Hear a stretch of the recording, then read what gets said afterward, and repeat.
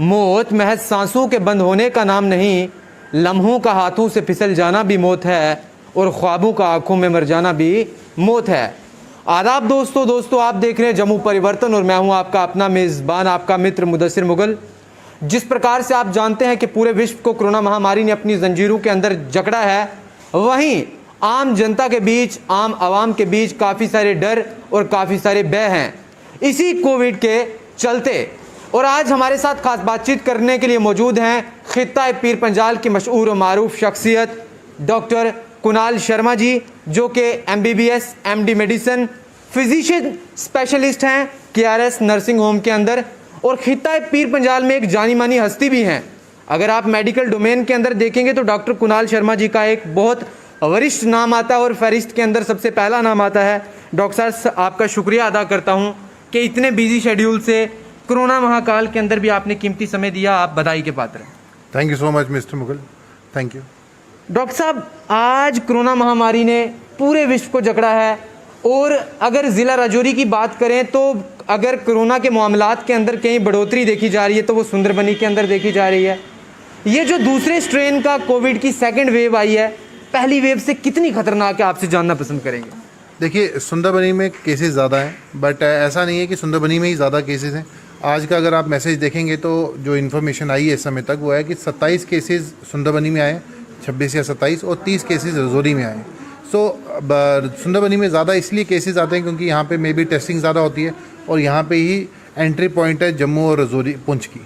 रजौरी पुंछ का पॉइंट जो entry point है वो यहाँ पे सुंदरबनी में, तो यहाँ पे टेस्टिंग होने के कारण ज़्यादा स्क्रीनिंग हो पाती है, जिसके कारण कि हमें लगता है ज़्यादा केसेस आ रहे हैं। रही बात सेकंड स्ट्रेन की, तो सेकंड स्ट्रेन में देखा गया है कि हमारे पास पीक ज़्यादा आई है, इन्फेक्शन ज़्यादा है। ये लास्ट ईयर जब हमारे पास कोविड-19 आई थी लास्ट ईयर में, तो हमारे पास मैक्सिमम पीक एक साल दिन की 98,000 थी। इस साल वो बढ़ के 3,20,000 30,000, कल रात को जो इन्फॉर्मेशन आई थी उसके मुताबिक इंडिया में 3,72,000 केसेस कल आए। इस कारण ये ज़्यादा इन्फेक्शस है, एटलीस्ट 3 टाइम ज़्यादा, पर अभी भी हम अपनी पीक पे नहीं आए। लास्ट ईयर हम पीक पे आए थे तो 98 थी, अभी तक हमने अपनी पीक नहीं देखी। मे बी ये 5 लाख पर डे जाएगा या ये 2 लाख अभी रुक जाएगा, ये कम हो जाएगा, बट स्टिल हमें ये नहीं पता। हाँ, ये ज़्यादा इन्फेक्शस पिछली बार से है। डॉक्टर साहब, जो व्यक्ति कोरोना पॉजिटिव आ रहे हैं, आप क्या कहना पसंद करेंगे कि कौन कौन से प्रिकॉशनरी मेयर्स लेने की ज़रूरत है? क्योंकि अभी हमारे पास प्रोविजंस और रिसोर्सेज बहुत कम है, चूँकि घर पे ही सेल्फ आइसोलेट होना पड़ रहा है, तो कौन कौन सी एहतियात बरतने की ज़रूरत है? देखिए, एहतियात तो तब होनी चाहिए थी जब हमें कोविड नहीं आता। जब एक बार पेशेंट कोविड पॉजिटिव हो गया है तो फिर ज़्यादा एहतियात तो नहीं, फिर ट्रीटमेंट ही है, और ट्रीटमेंट के अंदर आप किस तरीके का ले पाएंगे और क्या मिल पाएगा वो ज़्यादा ज़रूरी है। मास्क पहनना बहुत ज़रूरी है। अगर आप इन्फेक्ट हो चुके हैं, जैसे कि आजकल सेल्फ आइसोलेशन चल रहा है या होम आइसोलेशन चल रहा है, उस केस में आप ये नहीं चाहेंगे कि बाकी लोग इन्फेक्ट हो आपकी फैमिली के। अगर 2 लोग इन्फेक्टेड हैं या 1 लोग इन्फेक्ट है या 4 लोग हैं तो वो 4 से 6 ना हो, 1 से 5 ना हो। जहाँ पर है हमें वहाँ पे चेन तोड़ने की ज़रूरत है। मास्क और हैंड वॉश, ये अभी तक 2019 से जब से कोविड चला, ये अभी तक लैंडमार्क पैरामीटर्स ही हैं कोविड को रोकने के लिए। हाथ धोते रहिए और मास्क पहनते रहिए। सबसे इम्पॉर्टेंट तो ये है प्रिकॉशनरी, जो चेन ब्रेक करेगा।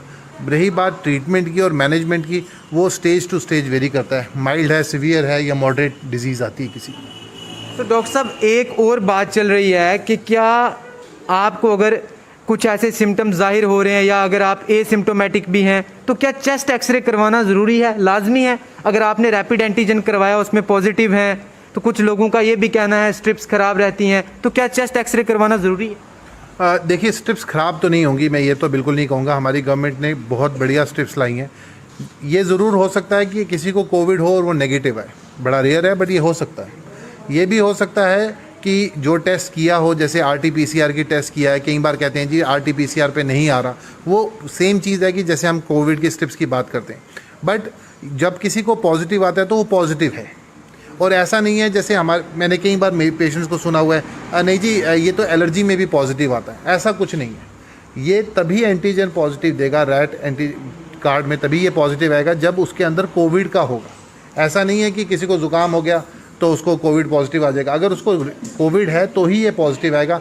ये चीज़ बहुत ज़रूरी है। एलर्जी के अंदर, ज़ुकाम के अंदर, खांसी के अंदर, बुखार के अंदर और किसी चीज़ में पॉजिटिव नहीं आएगा। कोविड का बुखार खांसी जुकाम होगा तो ही ये पॉजिटिव आएगा। ये चीज़ बहुत इंपॉर्टेंट है इसमें। डॉक्टर साहब, चूंकि अब केंद्र शासित प्रदेश जम्मू कश्मीर के अंदर 1 मई से जो 18 वर्ष की आयु से ऊपर के व्यक्ति हैं उनको भी वैक्सीनेशन होगी, टीकाकरण होगा, तो लोगों के अंदर ये भय है कि ये जो वैक्सीनेशन हो रही है, कोविशील्ड का जो टीका लग रहा है, टीकाकरण हो रहा है, इसके रिएक्शंस देखने को काफ़ी मिल रहे हैं।